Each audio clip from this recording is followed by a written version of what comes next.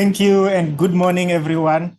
My name is Pfano Mashau, and I have to say I'm from the University of KwaZulu-Natal in South Africa. My research is funded by the National Research Fund. This is just a theoretical part of the research that we are conducting, and it's titled A Review of the Continuing Impact of the Fourth Industrial Revolution on Employment. This is a case study of South Africa.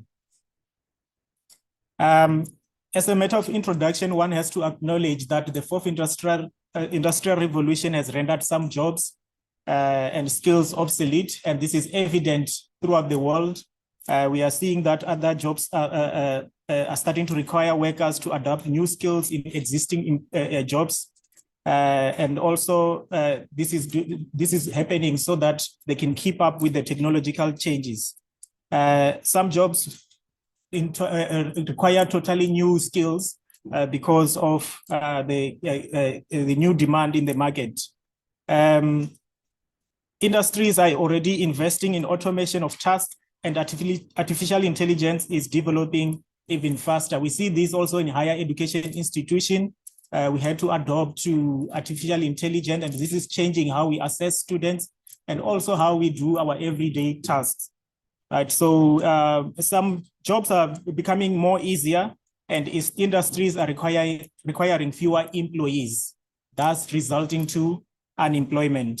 When I was doing my preliminary study, I found a very interesting study by Gilward that states that in 2019, there were 137 countries that are still developing and that are not yet ready to fully implement the fourth industrial revolution.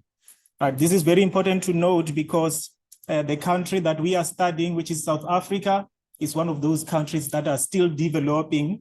And we have a labor force that comprises of 15.8 million employed people and 7.7 million unemployed people. Right? That means 31% of our labor force is unemployed. Ladies and gentlemen, that's a very high unemployment rate. And one has to also note our key economic sectors where our people in South Africa are employed. And if you can see in the screen there, you'll see that most of our people are employed in mining, transport, energy, manufacturing, tourism, and agriculture. These are the sectors that are employing a lot of people in South Africa. And once you start thinking about this industry, you can start imagining the amount of technology that are being employed in the industry. I'll give some examples here. For instance, in mining, because of the high number of fatality that comes with unsafety that is in the mines, a lot of companies are investing in technology that replaces human capital. If you think about, for instance, tourism, this is another sector that is being changed by technology. For instance, I can give an example that is more relevant to what I just did yesterday. When I got here in the UK, instead of getting a travel agent, I went to an app that packaged the entire itinerary for me. Right? So that shows that a person who used to make employment out of being a tour guide has lost employment or business because of advancements in technology. Such is happening in South Africa that has a very large tourism sector, right? And most of our challenge in adapting the fourth IR or the fourth industrial revolution stems from the issues that we have with education. And our education system is not preparing the young people in the country for the employment of the future. So this got to a point where it requires a paradigm shift in societal and economic practices. And this is evident by the reduction in human capital in different industries. So in South Africa, there's a clear digital divide that you just see even in all the provinces. Although we do have cities that are advanced, in South Africa, we have one of the most advanced city in Africa, which is Sandton. And then we also, next to Sandton, have one of the most laid back areas in Africa, which is Alexandra. where people don't have electricity, where people don't have good connectivity, where people don't have infrastructure, right? So this just show you the divide between two cities and rural areas in the country, right? So that also brings us to the issue that relates to how fourth industrial revolution is being implemented in South Africa. When I was conducting literature review, it compelled me to start talking about COVID-19, because COVID-19 is what fast-tracked the use of technology also in South Africa, right? Even organizations that were not based in technology, they started investing in technologies because of COVID-19. Right? The greatest example of this would be higher education. Higher education had to deliver some of its services through online platforms because of COVID-19. And today we have a lot of online offerings from higher education institutions. I also need to note literature by Schwab 2016, who also acknowledged that, was acknowledging that the presence of fourth industrial revolution, and they're saying that it's being used in industry that are producing, for instance, self-driven cars. The reason I'm bringing this type of literature is because in South Africa, we are starting to, we're going to have a large plant that will be producing self-driving cars, which is going to be powered by Toyota. Right? And then that is going to bring in new opportunities and to require people to be retrained and be ready for the jobs of the future. I'll talk a little bit about this later on. When I review further the literature, it also shows the gaps between our education system and then that we've been struggling to keep up with the pace of industrial revolutions. For instance, by the time people were, when fourth industrial revolution it was industrializing a lot of developed countries, we were still adapting to the third industrial revolution. Right? Even our education system was still teaching people on how to survive the third industrial revolution. Today, people are talking about the fifth industrial revolution. The question still remains, is our education system ready to train youngsters to be ready for the employment of the future? Okay, so this is a desktop study. These are all the steps that are taken when collecting and organizing data. When we're conducting this literature review, I will spare the details for the interest of time. And then we started getting some themes that are going to be taken further for analysis. And one of them is just to try to get South African context in terms of 4IR readiness. Right, and some of the things was that we had to note the challenges that South Africa is experiencing when it comes to adapting fourth industrial revolution, and most of them were stemming from the education system. Most of them were stemming from that government put policies without different measures to get industries ready for to retrain and get people ready for the jobs of the future.